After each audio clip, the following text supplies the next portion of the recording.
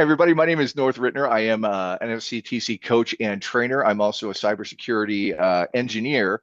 This is what I do all the live long day. This is what I do for my day job, is work with phishing, vishing, smishing, pushing, all the ishings and all the scams and all the things that are aimed at people to steal their information. So here's what we're going to do. Today, we've got a presentation all about all the ishings, phishing, vishing, and smishing.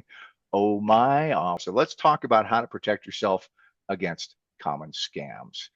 First and foremost, I want to welcome everybody. Technology, here's the concept for the day. Here's the fact of the world that we live in right now. Technology is moving faster than it ever has before. And I can say that safely because AI has changed the computing game the world over. And we have only seen the beginning of it.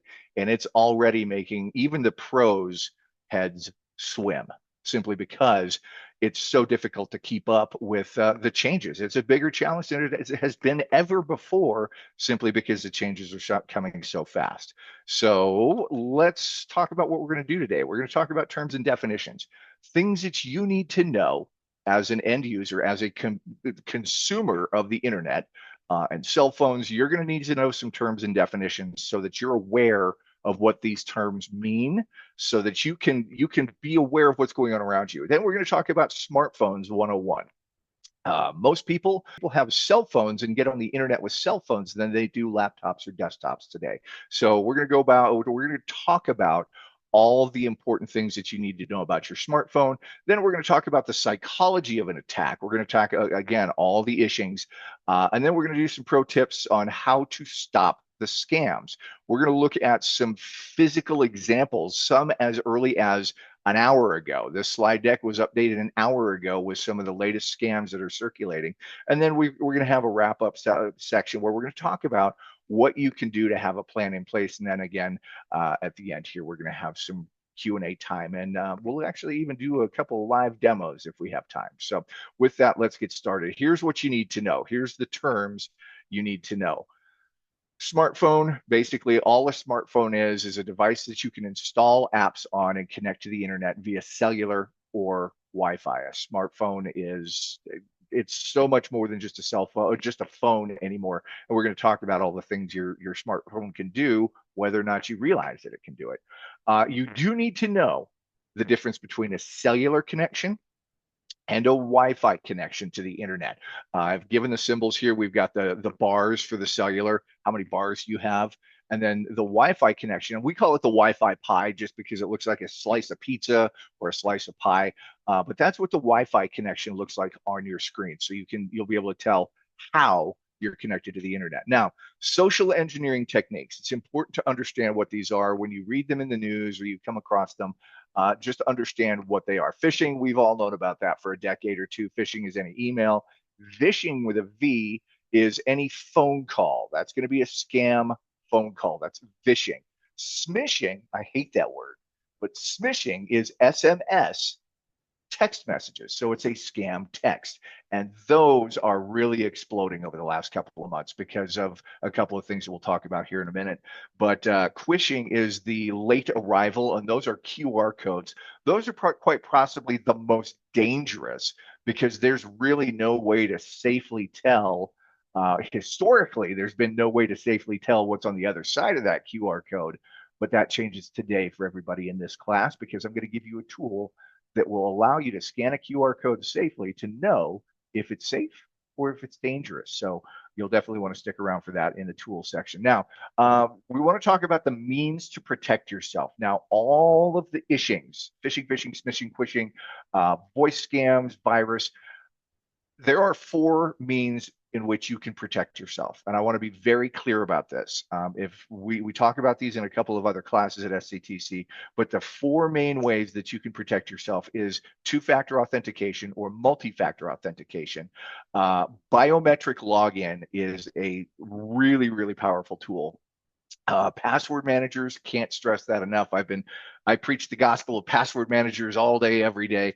And then finally, credit freezes are a very, very powerful tool that you can engage in today that locks your credit down so nobody can access or create credit accounts under your name or under your identity. So those are the four things. If you're doing those four things, then you are really ahead of the game in protecting yourself. So no matter what happens with the social engineering attacks that come your way, you manage and maintain your identity and the control to access your accounts. So with that, let's move on to smartphones. Your smartphone is the keys or holds the keys to your digital kingdom. So let's talk about what a smartphone does. You know, back in the day, cell phones first came out, you were making phone calls, then all of a sudden texting came along, and then all of a sudden the internet came along, and then here we are. We've got these little computers in our pocket that are incredibly powerful. They do a large number of tasks for us, like send, receive text, take photos, voice and video recording. It keeps your identity. It's the keeper of all of your passwords, whether or not you know where they're stored. It saves your passwords as you go along, stores all your apps that you use, including banking and social media and medical apps, stores all of your contacts, stores everywhere you've gone.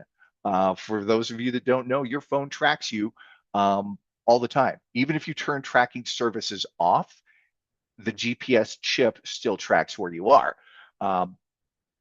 Now, it also stores medical information, banking information, and it's really the keys to get into many of your accounts because, as we talked about, those 2FA codes or those multi-factor codes, most people have those either texted to their cell phone or sent to them via email that they access on their phone as well. So if you get those text messages, then your phone is actually the key to get into your account, because if you don't have that phone, you can't get the code and you can't get in. So smartphones are very, very powerful. So let's talk about how your smartphone connects to the world. How does it connect to the internet?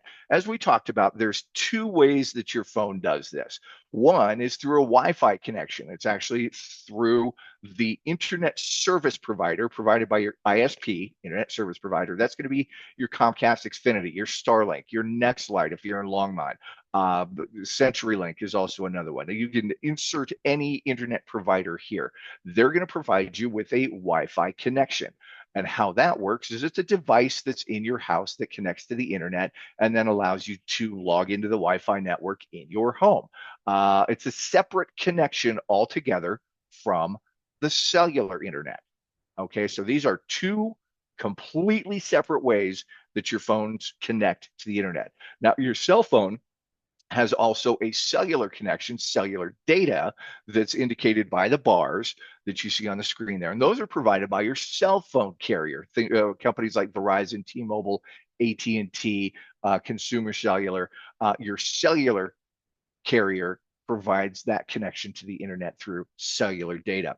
And again, it's really important to know that these are two completely independent connections to the internet. They both get you to the same place, but it is provided by two different companies. So take a look at your phone right now. If you've got your phone handy, check and see how you're connected. Do you have the bars, or do you have the Wi-Fi Pi? I've given you an example here of an Android phone and an iPhone. You can see on the left, the Android looks like it's only connected by the cellular network because it's got the bars. It looks like the staircase. It doesn't have the Wi-Fi Pi, where the iPhone is actually connected to both Wi-Fi and cellular at the same time. It's got the Wi-Fi Pi, plus it's got the cellular bars. So to answer your question, yes, you can be connected to both at the same time. And your phone is going to use whichever has the stronger signal.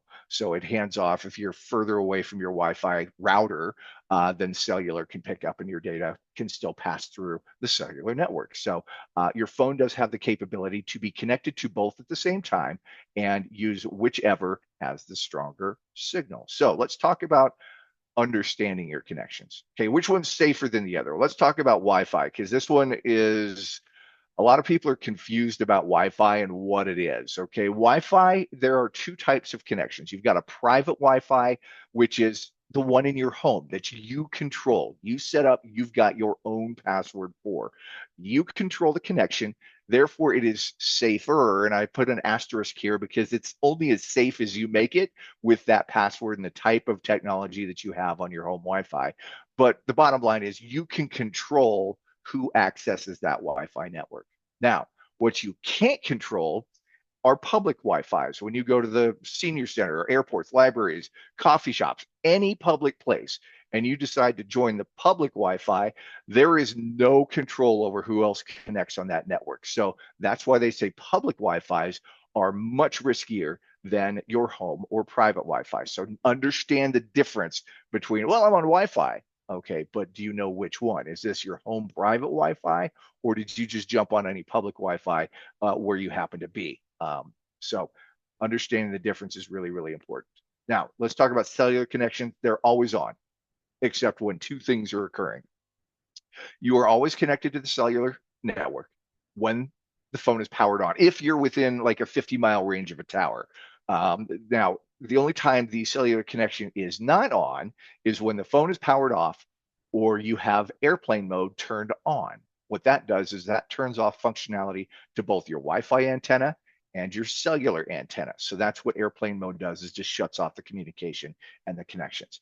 Now, cellular connections are much more secure than a public Wi-Fi connection, sometimes even more than a home private Wi-Fi connection. Not to say that it's perfect, because they do have man-in-the-middle attacks where somebody can set up another cellular tower to pretend to be, but that takes hundreds of thousands of dollars to, well, tens of thousands of dollars to do that. So it's not cheap for somebody to engage in a fake cellular network. So again, there's no perfect network, but it is much more secure. Cellular connection is much more secure than Wi-Fi connections. So that's Connections 101. So here's the bottom line. If your device is powered on, it's connected, and it can be contacted or tracked, but that's okay. That's what it's designed for. We have these devices so that we can communicate with our friends and family and loved ones, and send and receive messages and be updated with what's happening in the world. As good consumers of this data, it is our responsibility to lock these devices down. So here's the three things that I recommend. If you've got your smart device, first and foremost, if you've got biometrics, a fingerprint or face ID, absolutely turn it on, because that biometrics have come a long way over the last 5-6 years, and turning on biometric login to things is very, very critical, especially as we move forward in the world of passwords and pass keys. We're not going to breach that subject today, but you're going to need your biometric, your phone, your thumb, or your face to be able to engage in the use of passkeys here in the next few months when the world shifts away from passwords. And really, a PIN is minimal. You should never have your cell phone just completely unlocked. Anybody can walk up and access it. So at the bare minimum, throw a PIN in there. But if you've got biometrics, moral of the story is turn them on. Use it if you've got it, because it's really, really strong. Second is update your devices. Keep them updated. Turn on auto updates and check regularly, once a month. Me, I've actually got a calendar reminder on the first day of every month. Hey, check for updates on all my devices, because an updated device is a protected device. If you've got the latest security patches, then your device is a lot less likely to get compromised through any form of malware or any of that nonsense that's circulating in the world right now. And last, find my device. This is very, very, very powerful tool. If your device walks off, now Apple has this to where, say my watch, okay, I leave my watch and somebody takes off with my watch, I can actually track its location with my iPhone, and I can also wipe that device remotely. So if that device is taking off, no matter where it is, as long as it's on the cellular connection or on public Wi-Fi anywhere, I can actually remotely connect to that device and wipe it. So I know that Android is coming out with a service like the Find My Device.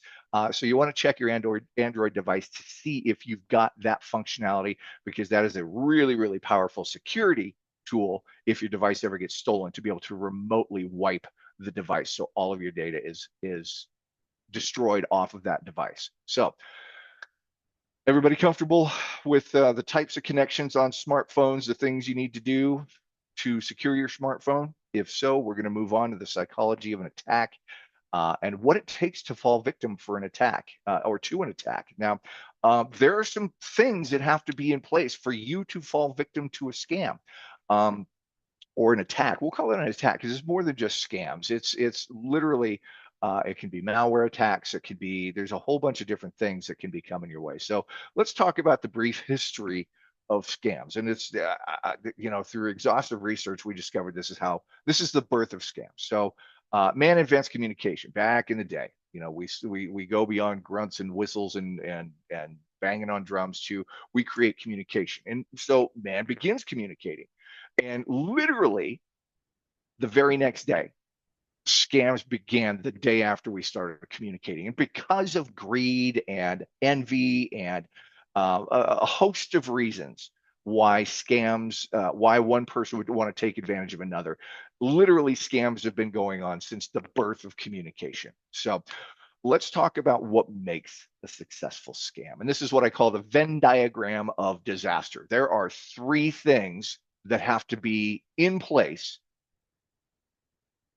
for a scam or an attack to be successful. The first one is a motivated attacker. Okay, you've got to have some kind of criminal that's motivated 98% of the time, almost 99% of the time. It's about money. It's about we're rich Americans according to the eyes of the world. What can I do to take some of that rich American money from somebody? Because a lot of these scams are perpetrated from overseas. So that's the number one thing. You have to have a motivated attacker, and there are a lot of them out there. So that should be no surprise to anybody. The second thing is that attacker has to find a suitable target. So how does an attacker do that? Well, data breaches have made that incredibly easy for attackers to find suitable targets because it's infinite amounts of data on every American, on every Western country. I'm sure everybody can go and say, yep, on the news yesterday, there was 3 data breaches. Last week, there were 5 others. In the past year, Americans, I should say, had to suffer through 2 of the largest data breaches in the world, in the history of the world, rather, that have what's called long tails. Now, the data that was stolen in these data breaches were medical records, were identity dating back to 1994, and these databases were one of the largest insurance companies in the country, United Healthcare, which affected, by the way, 280 million people in the United States alone. And the United States only has about 390 million people. So that's about 2 out of 3 Americans had their medical records exposed on the dark web, and it's out there forever. Okay. That's what's called a long tail. Your medical record doesn't change. Your medical history doesn't change. So that's going to follow everybody for the rest of their lives. So when we talk about how these bad guys find suitable targets, that's it. They get this data on the dark web, they buy that data, and hallelujah, I've got a target list now, and I've got hundreds of thousands and millions of suitable targets. Now, this is our responsibility. The third portion of this is lack of capable guardianship. Okay. Now, this term is not to call anybody out, to make you feel a certain way. Basically, what this is saying is if you've got a motivated attacker that has your personal information, if you are not capable of defending by way of attacks that they're going to be attacking you with, that's when the scam occurs. So our job is we can't do anything about the attackers. They're there. The attackers are going to attack. We can't do anything about the data because data breaches, it's unfortunate byproduct of a connected world. But what we absolutely can take control of is, are we capable guardians of our own identity? So that's what we're going to talk about today. So if you've got all 3 of those things, then they're going to scam, and they're going to scam very, very hard because they've got some amazing tools that we're going to share here. So basically, bottom line is scams have been around forever because they work. So, but why do they work? Let's talk about this. We're emotional beings. We're driven by fear and happiness and hunger and greed and envy. We've got all of, welcome to the human condition. We're emotional beings. Unfortunately, those emotions can be easily manipulated by those that wish to do so. First one is curiosity. We're naturally curious people. We want to know more. And who here has ever heard the term FOMO, FOMO, fear of missing out? Again, you mix fear and curiosity. That's a powerful cocktail. Another one that's interesting is helpfulness. We want to be good people. We don't want to cause harm or cause conflict. We want to be helpful. We want to be good citizens, good human beings. And that can be used against us by somebody asking us for help with malicious intent. And then we've got greed. That's going to be around forever until humans can solve the greed issue. Unfortunately, that's going to be a key driver. Hey, I won a. I didn't know I entered this sweepstakes, but apparently I've won and I'm rich. I'm going to go ahead and explore this. Click the link, and then bad things happen. And then, of course, urgency. This also plays into that fear and that curiosity that do it now or else. Uh-oh, what am I supposed to do? What's the or else? So um, they work based off of the emotional drivers that form our thinking. Now, there are three emotional drivers that shape us when we think, okay? And it's fear, uncertainty, and doubt. And I should say the emotional drivers that can drive us into a negative outcome is what I should say here. And it's fear, uncertainty, and doubt. Fear is the number one motivator. Fear of loss, fear of being in trouble. Uh-oh, if I don't act now, I'm going to lose this opportunity. And then the other aspect of this is uncertainty. If you're uncertain and not knowing what to believe, you are more likely to make a bad decision because of a certain level of uncertainty, which then breeds doubt. And this is a really powerful statement by one of my mentors. It's like when you question yourself, when you doubt yourself, you'll start to believe anything. So when you mix this cocktail of fear, uncertainty, and doubt, this is very, very dangerous because elevated stress levels, scientifically proven that if you are scared, uncertain, and you are questioning, you're doubting yourself, this is going to raise your stress level. And when you are at an elevated stress level, this reduces your ability to critically think. So understand that attackers and scammers are going to come at you with, they're going to start by playing to helpfulness and curiosity and urgency, but they are quickly going to switch to fear, uncertainty, and doubt to get you scared, to get you confused, to where you're not thinking rationally. So understand these are the psychological tactics that they are coming at you with. So this is called social engineering. So basically, it's a big word that simply means it's the act of manipulating you to take action into taking action contrary to your best interests. You know you're not supposed to do this, but you're so worried that if I don't do this, I'm going to be in trouble. That fear that it overrides your logic. So this is what social engineering is. And it's a way to manipulate you into taking actions like clicking a link. You know you shouldn't do it, but if you're scared and uncertain enough, you may just giving personal information over the phone. This one's really, really dangerous recently because of the data breaches we talked about. Replying to an email or text, it's that curiosity, it's that wanting to know more, it's wanting to find answers to a question that's being asked of you. And then, worst of all, this is the most dangerous. This is in my line of work. This is where most of the bad things happen. Is when you are convinced to allow a stranger to remote into your computer. Once they have access to your computer, bad news bears, bad things are going to happen almost instantly.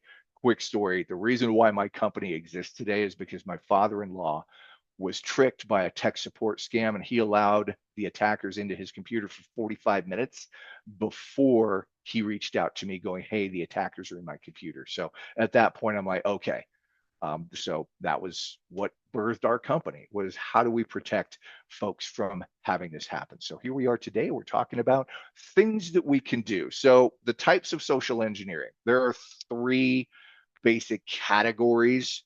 All the ishings, the phishing, vishing, smishing, and quishing, they're responsible for 98% of all scams.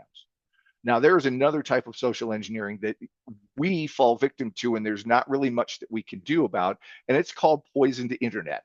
Okay, this is going to be malicious search results, or this is going to be scareware sites that pose as tech support scams. Okay, that is actually a social engineering trick to make you think you've got a virus so that you initiate a phone call, at which point they remote in. So that's the other aspect. And then the types of social engineering, data breaches give the bad guys all the information they need to scam you endlessly. Okay, so let's make no mistake here. This is their job. They do this 8 to 10 to 12 hours a day, all day, every day. They are dreaming up ways to part you and your money or part you and your data. So the question that you have to ask yourself is, if you know that this is what we're up against, we've got these cyber criminals that this is their day job, how much time and effort are you putting into defending yourself against this, knowing that it's a connected world? We have to be connected. So how are we going to protect ourselves? So you being in this class today is taking the first step on how we can get ahead of this. So let's talk about picking out the poison. Okay, phishing is the easy one. It's, we've had it around for 15, 20 years.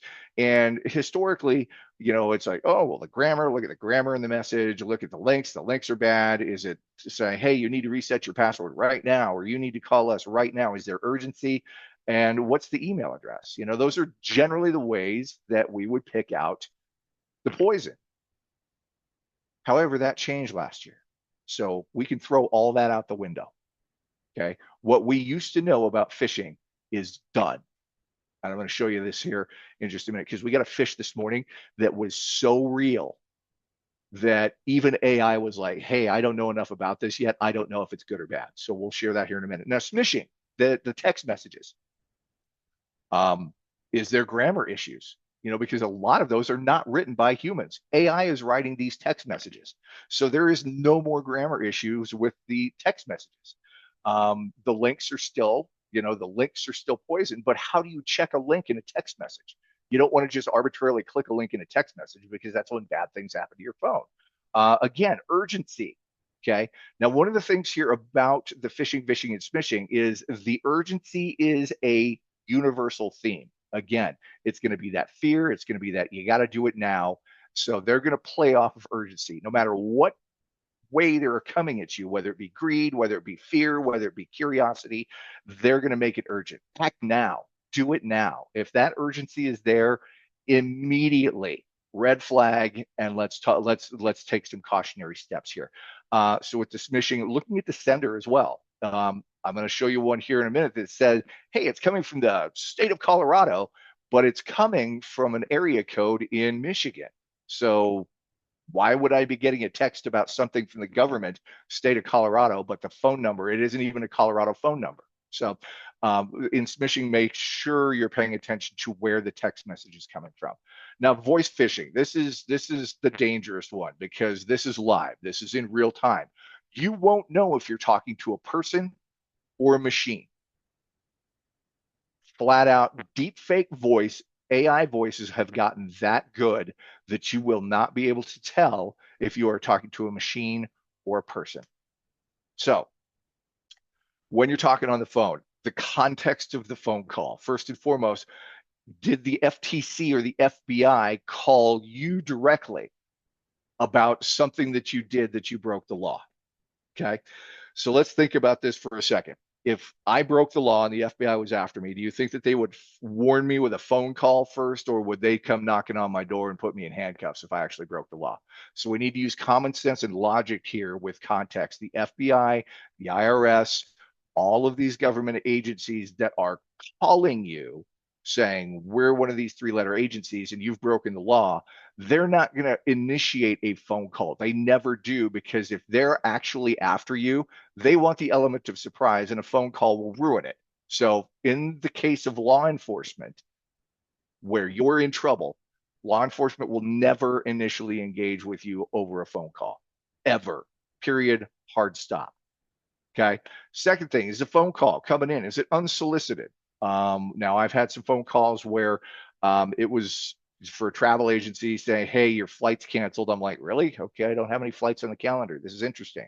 And they were trying to get me to give them personal information over the phone based off of travel itineraries. So, but it was unsolicited. So if it's a phone call that you from a company that you're like, you don't do business with, and you're not expecting, especially like Amazon, Apple, or Microsoft, those are the big three. They will never contact you over the phone with initial contact. They have their apps, they have other ways of contacting you. They will never call you unsolicited over the phone. And again, that urgency. And here's the thing is, when you get a phone call, Telcos are getting better. It's likely scam or spam. It's getting better, but be aware of the callback number. Okay, if it's somebody calling from an area code that's you're unfamiliar with, um, require, in fact, they give you a callback number, hang up, and then call them back from a known good number. Don't call them back on the number they give you. Research it. So if it's Microsoft tech support, um, try and contact them through a known good number. So that's the thing with the fish. Now the phishing QR codes are a big question mark. Okay, because there's no way to know. There's absolutely no way to know. The only way historically was you got to scan the QR code to see where it goes. But again, that changes today. That's what makes QR codes so dangerous. So let's talk about this. AI is changing this scam game. Are you ready for this? Okay, because phishing, AI generated 3.7 trillion with a T phishing emails in 2024. I haven't even looked at the stats for 2025 yet. We're halfway through the year, but 3.7 trillion last year AI generated fish. Quishing, there's a 104% increase, and scammers are figuring out these are difficult to stop. If you're bored today, you can go Google QR code, malicious QR codes on parking meters in downtown Denver during the Parade of Lights last year. So this is hitting close to home, where scammers are actually going and slapping malicious QR codes on things like parking meters, and where you go to pay for parking, you scan that QR code. You think you're paying for parking, but you're actually giving your credit card to scammers. So quishing is very, very dangerous. So always scan first before navigating. Now, vishing, deep fakes, and voice cloning. This is getting out of control almost. So this is something that we are all going to have to face, and the telcos are working really hard to try and get ahead of this right now because of the number of fake phone calls from pretending to be loved ones or pretending to be companies or pretending to be law enforcement. Deep fakes are very, very dangerous right now, and they're trying to find ways. The telecommunication companies, the telcos, are trying to figure out how to get ahead of this. Now, smishing, this is the new really dangerous vector because 98% of texts are read. I mean, give yourself an example. Every time you get a text message, you look at it, you read that text. So almost every single text is read, but the majority of these scams are AI generated. They're no longer written by humans. They're written by AI and sent out to 100,000 people at once. Okay, and the telcos can't do anything to stop them at this point. So again, they're working on tooling to get ahead of it, but right now there's nothing that can be done to fully stop these,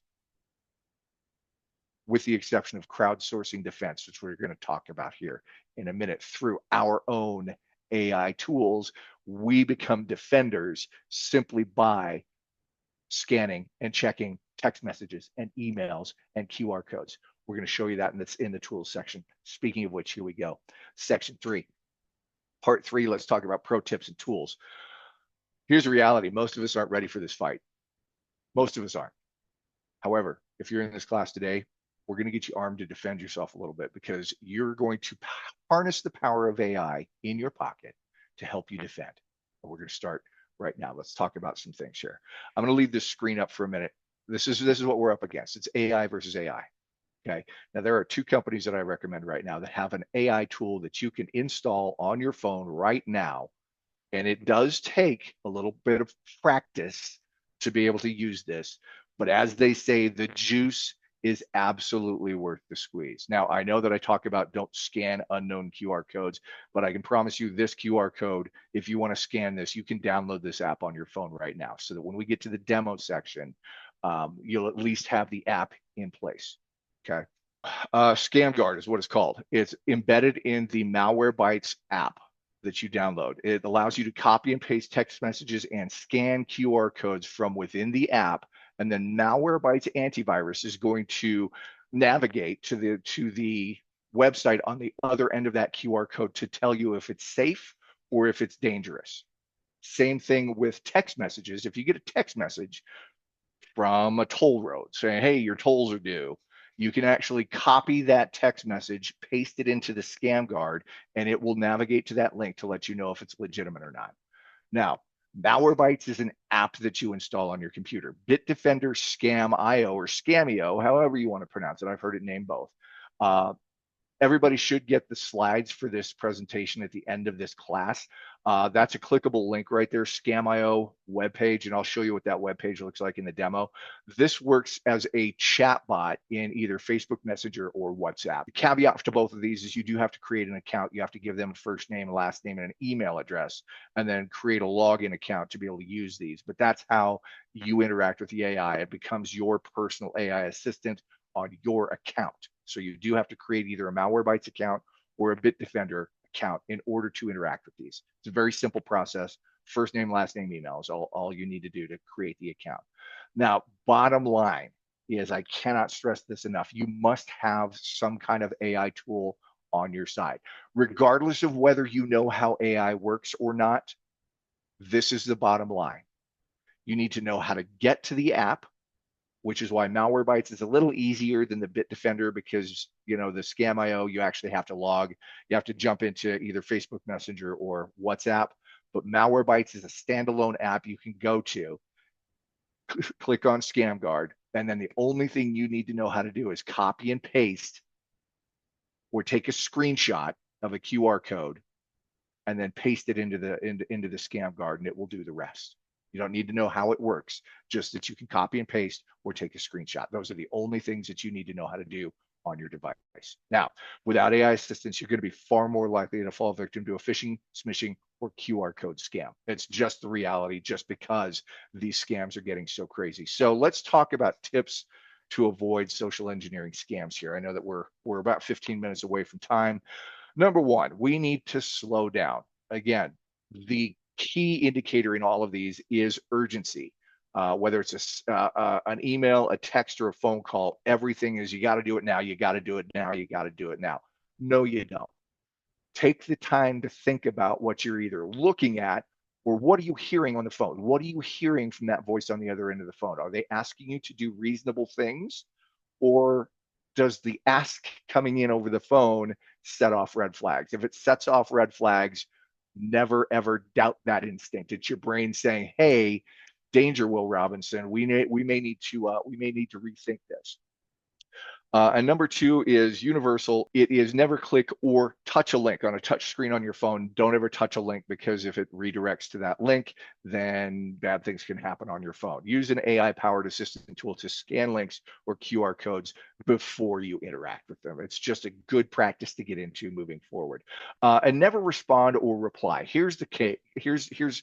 I have so many folks that are like, "Well, I told them I'm not interested." I'm like, "No, you didn't tell them that you're not interested. What you did was you let them know that they have a live target, and now additional things are going to come your way." So responding or replying to one of these emails or texts simply just lets the attacker know that you're a live target, that get ready for more interactions, because they know that this phone number is live because you responded.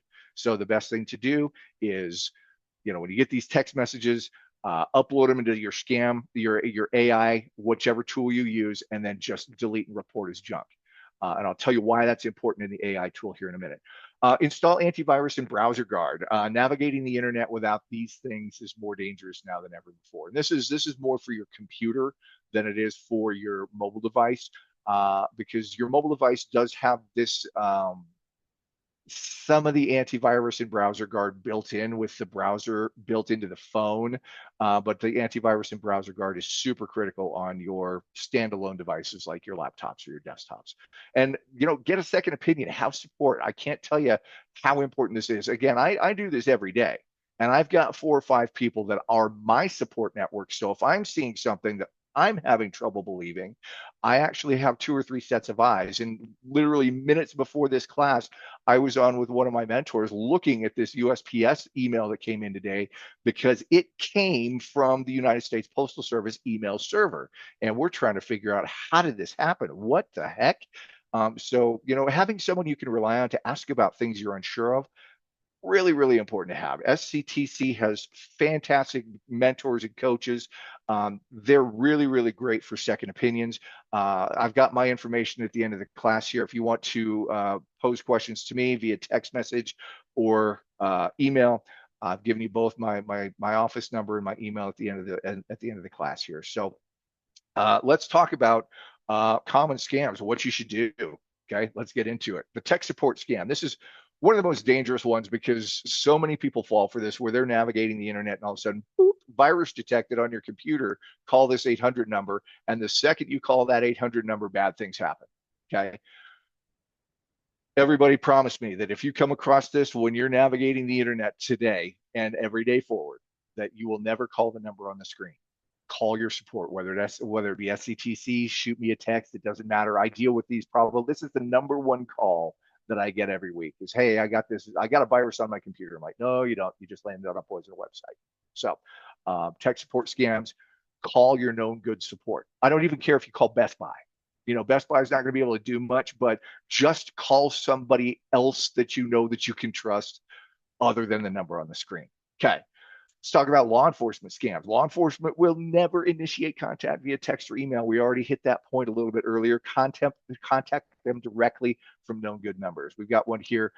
We've actually got two examples here. Pennsylvania Turnpike toll services.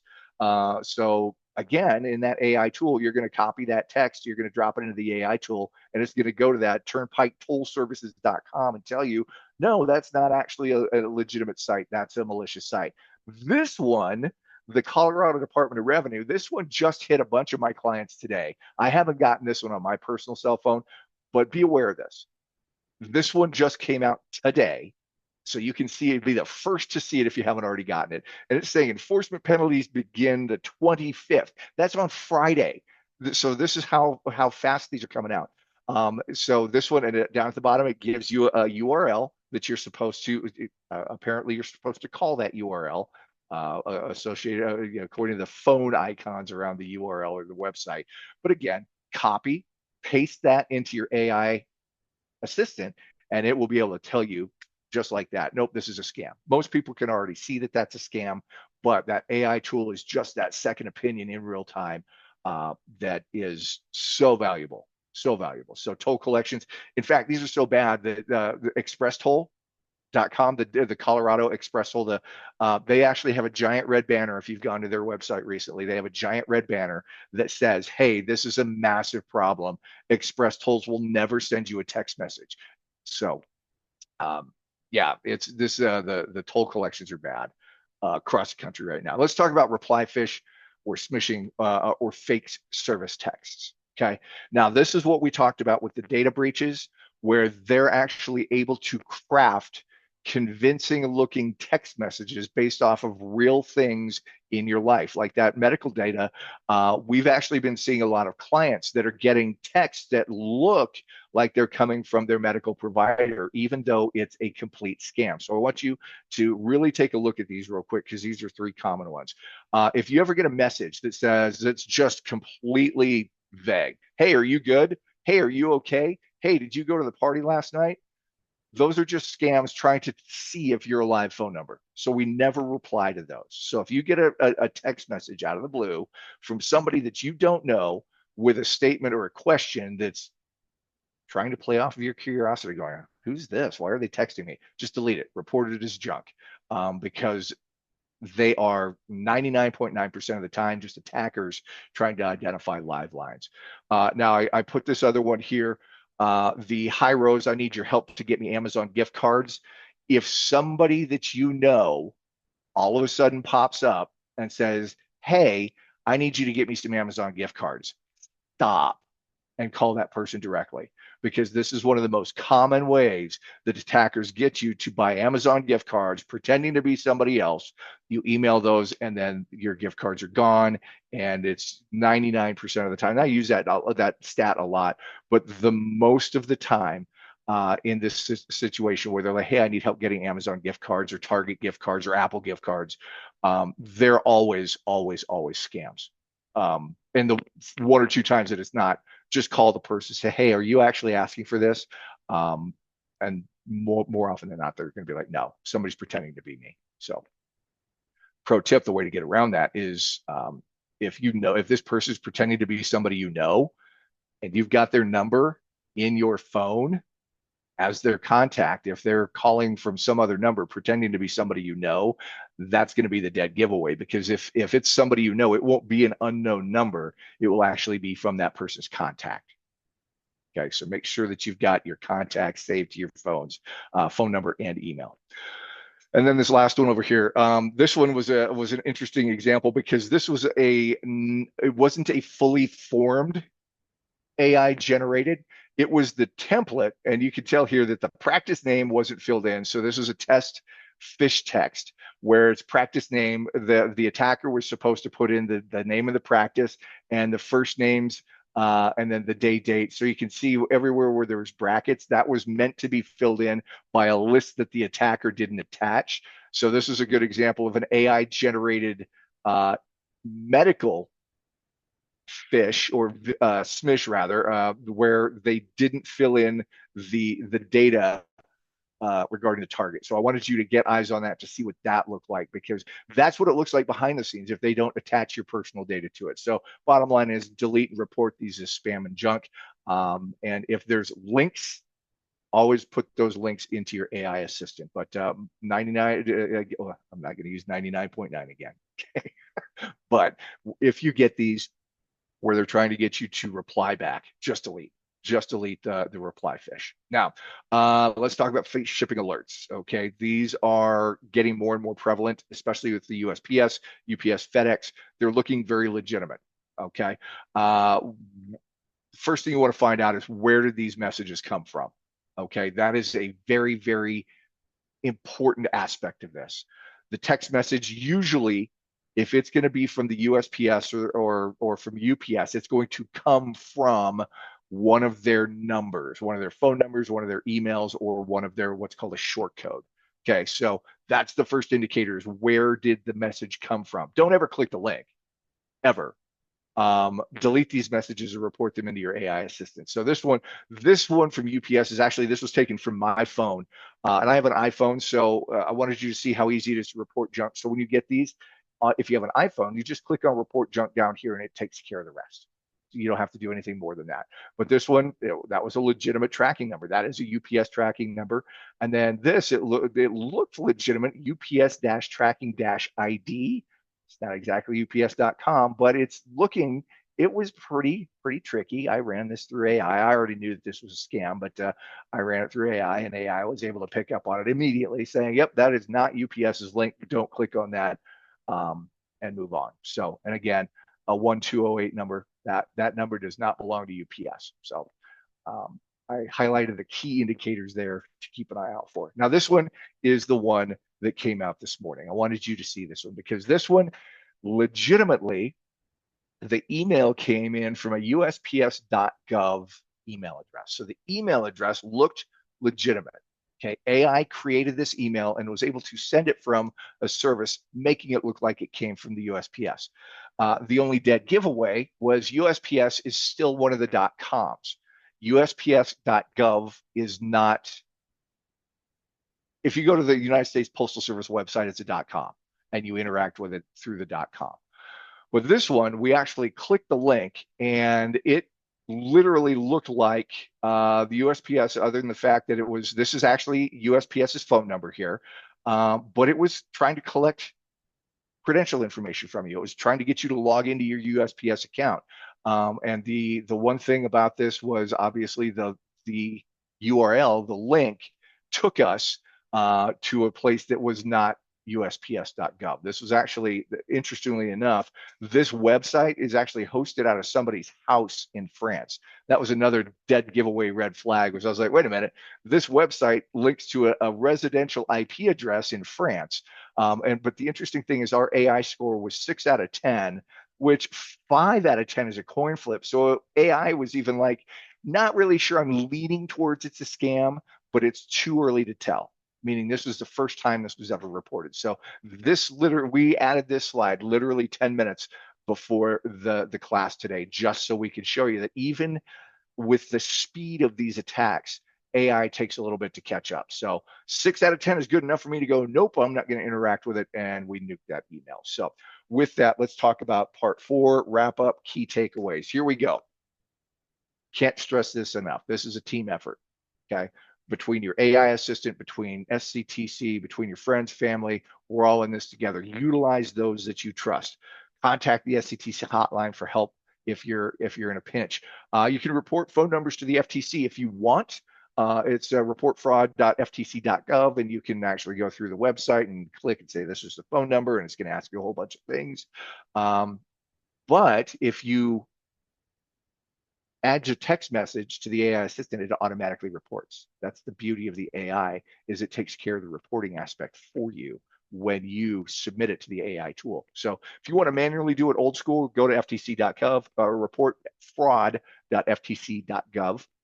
Uh, and delete messages and block senders. I mean, you can block senders, but it's just, I mean, all that's going to do is build up a massive list of blocked contacts because they're going to change emails, they're going to change phone numbers daily. So you can, if you want, to try and block senders, but it's kind of a futile fight there. In the fact that they change numbers rapidly. And bottom line is use your AI assistants to automatically report. So with that, here's the three things. Defensive strategies for phishing. Okay. Rule number one is slow down. You've got to slow down. You've got to stop and think. Never click the links. That hasn't changed. When in doubt, reach out. If you're unsure of what you're looking at, reach out to your support and use your AI helper. I mean, even if it's saying it's not sure, it will tell you, "Hey, I'm not sure. Act with caution. If you don't know who this person is, don't take action." And then Vishing, the voice, we got to be ready. Now, this is really, and this comes directly from the FBI and Homeland Security. The only way that we can truly defend ourselves against deep fakes pretending to be family members, and yes, it's going to happen. It happened to me around Thanksgiving last year. The only way that we can defend ourselves is by creating verbal passwords for our family. I know it sounds silly, but if you get a phone call from your AI grandson, son, daughter, nephew, uncle, and they claim to be in trouble with the law, or they're in a hospital and they need money for surgery or they need money for bail, you're like, great, what's the verbal password? AI is not going to know that answer. And that's how you can quickly thwart an AI fake family member phone call. Verbal passwords are really, really important. Other thing is nothing beats the power of just hanging up. Okay, no matter what they're saying, we already know that law enforcement, they can try and scare us all day long. It's not law enforcement, just hang up. Okay, require callback information. Don't, if they refuse to give it to you, hang up. Because if it's a legitimate company, if it's a legitimate call, they are happy to give you a callback number. If they don't, okay, cool, hang up. Just require that callback. And then contact your support or contact the company directly from a known good number. Don't ever call back from the number they provide you. So Smish your QR codes, you got to have AI help. There's just no way around it. Use your AI, share with help. If like I've got friends that'll send me pictures of their text message, I'll take a screenshot and I'll update it or I'll input it into my AI tool and then send them back the results. So share with your support network. If somebody's better at the technology than you are, take a screenshot, send them that picture, and then have them run it through the tools. And again, never click any links in a Smish and never just blindly scan QR codes. So those are the best defensive strategies. And again, let's talk about this. These attacks are going to continue. Awareness is the number one defense. Hands down, FBI, Homeland Security, all the great minds in this field say that awareness is the number one defense. There is no technical tool that will surpass your ability to just be aware and know, oh my gosh, I'm being scammed right now. Those red flags, those little hairs on the back of your neck, awareness is the number one defense. And have a plan in place ahead of time. Y'all have been in this class. Feel free to share this information with anybody that you want. The further and wider we can share this information, the better we all get, because we are in an environment now where it is defense by crowdsourcing. Each and every one of you, when you report something, it makes it better for everybody else. So, but yeah, have a plan in place. And let's talk about the plan, because that's the most important thing. Bottom line is have someone to help, whether it's AI, whether it's another person. Know what to do when you experience a fake phishing text or a fake email, or worse yet, a fake phone call. Those are the most dangerous because those are live in real time playing off our emotions. And practice, especially with the AI tool. The first couple of days that I got it, I was literally copy and pasting everything into my AI tool just so I could get comfortable with the with the functionality of it. And then your plan will minimize the chaos. If you know what you're going to do ahead of time when you receive a fish or when you receive a text message that's fraudulent or those phone calls, if you know what you're going to do ahead of time, it's going to make it much harder for them to manipulate your emotions and the chaos that comes from them getting your anxiety up through that fear, uncertainty, and doubt. So that plan is really important. So let's talk about questions. Does anybody have any questions off the top of their head? I don't have anything in chat at this point, but any pressing questions from anybody? I had one Okay. comment, North, real quick. Okay. Um, One of the scams I've seen is when one of your friends falls victim to a scam and their email credentials are turned over to the bad guys. The bad guys then turn around and send out email using your friend's email address. So even then, you're getting an email that is all in the world from your friend. So even then, you have to be suspicious. Right. Give And them a that's call. Say, do you really need gift cards for your niece for her cancer? Which is yeah, one of the emails you get. that's a great point, Bobski. So let's talk about this here real quick. So a friend has their email compromised. Basically, what that means is they didn't have 2FA, they didn't have that multi-factor turned on their email. The bad guy has the password. So think about this for a second. If I have your email address and your password, I can log into your email account from anywhere in the world I want to if you don't have that 2FA turned on. So that's what causes this. So understand that when your friend's email or Facebook account gets hacked, it's because they didn't have that extra layer of protection and somebody else could take over that account. So what happens is they're going to go in and change the rules of that email. So even though it's your friend's email address, the friend is not going to know that this happens because they changed the rules. So the inbound and the outbound emails are deleted immediately. So even if I go in and look at my email that's been compromised, those rules are going to make it to where those emails don't even show up. So I don't even know that I've been hacked. The only way that I will know is if, one of my friends calls up and says, "Hey, are you really asking me for Apple gift cards?" And I'm like, "No." Well, I received an email. And then at that point, I know that my email has been hacked. So that's how that works. So even if you reply to that friend's email, what happens is you're going to reply back to your friend's email address, but your friend isn't going to see that because they set up an automatic forward rule that forwards it to the bad guy so that they now know, oh, this email is live and I can go ahead and attack you directly. So that's why it's really, really important when you get those emails from friends that are out of character, that are out of normal pace of life, asking for gift cards. Don't reply to those emails. Contact them directly, either through a phone call or in person. Okay. So that's how that works. Very great question, Bobski. Any other questions? Yeah.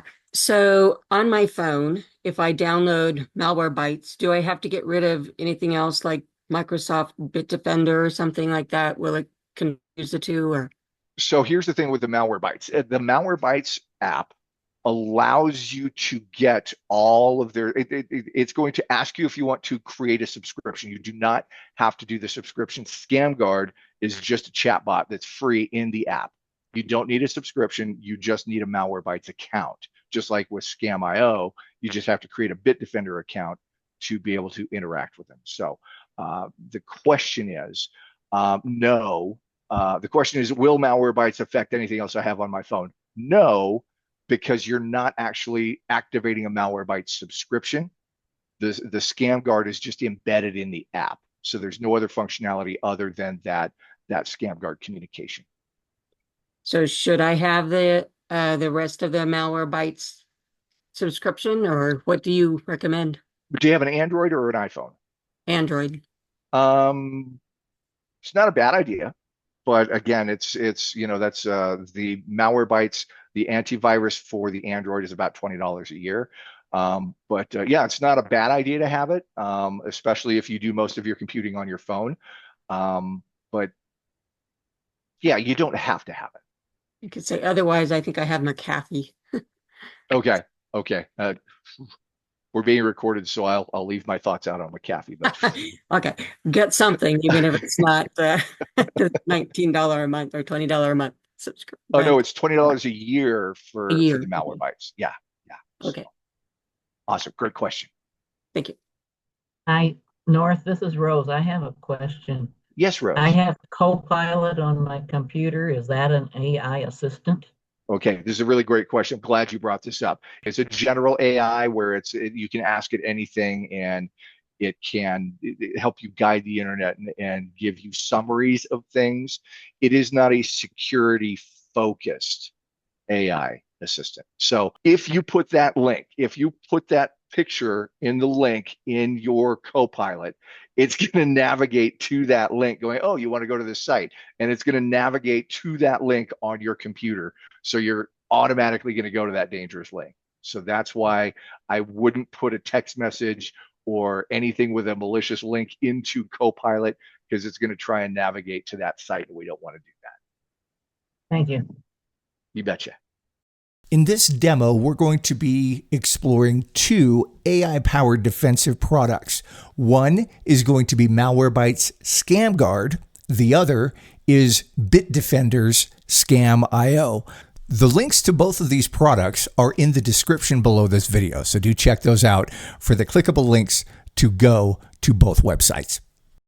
All right, my friends, in this demonstration, we're going to walk through two products, Malwarebytes Scam Guard and Bitdefender's Scam.io. The first demonstration here, we're going to talk about Malwarebytes Scam Guard. You're going to open the app, scroll down a little bit, and touch Scam Guard. And then from here, first thing you're going to do, we're going to navigate over and find a malicious text message. In this case, we've got one from Express Tools. You're going to touch or press and hold the text message until the copy option pops up. Then you're going to touch copy. And then from there, you're going to switch back over to Malwarebytes Scam Guard, touch the type of message one time, touch it again, and the paste option comes up. Then you're going to paste the text message and then send it. And then the AI agent is going to look at it and inspect the link. And this is the first time we've reported it. It's going to say, check results unknown. However, it is going to come back saying, whoa, this is an at-risk link. It looks like it's pretending to be something else. At the end of that, you're going to report. Type the word report, and then it's going to give you the option to submit. Once you hit submit, it says, okay, the link is reported. Malwarebytes is going to investigate further, and you are done. That's how you report a malicious link and have the AI scan it in Malwarebytes. The second tool that we're going to look at is Scam.io from Bitdefender. I have it embedded in Facebook Messenger. So you touch your Messenger app, the app opens up, and then you select the Bitdefender Scam.io. In this case, same functionality, touch the text box, and then touch it again and select paste. And now all we have to do is hit enter, and then it says, hold on, I'm taking care of that. And then it gives us its assessment of the text message link. In this case, it does say it's a scam. It's detected signs, and it gives you safety tips. Now, same thing. If you want to report this for further investigation, you can type the word report, hit enter or return, and it will say, thank you for reporting this and making the internet safer. That is how you use the two different AI defensive agents that are absolutely free for you to use right now. The question is, do you recommend one over the other of either Malwarebytes or Bitdefender? It really just boils down to your level of comfort, okay? Because understanding that Bitdefender, the web app, it's something that you have to navigate to, or using your Facebook Messenger. If you're familiar with how Messenger apps work, it's just a chat bot in your Messenger.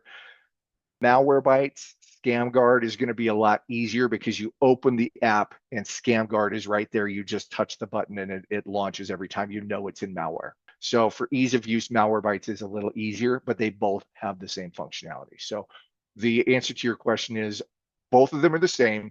It's what you're more comfortable with. With that, that brings us to the end of the presentation today, my friends. Thank you so much for joining us for Phishing, Vishing, and Smishing OhMy. On behalf of everybody here at the FCTC, we thank you for being here and look forward to you being a part of our future classes. Until then, stay safe online, my friends. Well, friends, that's a wrap. We hope you've enjoyed this video today. Hey, before you go, if you like this video, be sure to hit that thumbs up button. And if you'd like to know when the latest SCTC video comes out, be sure to subscribe and hit that bell for notifications. And if you have any ideas or feedback, we'd love to hear from you. Be sure to leave a comment below. We'll see you next time.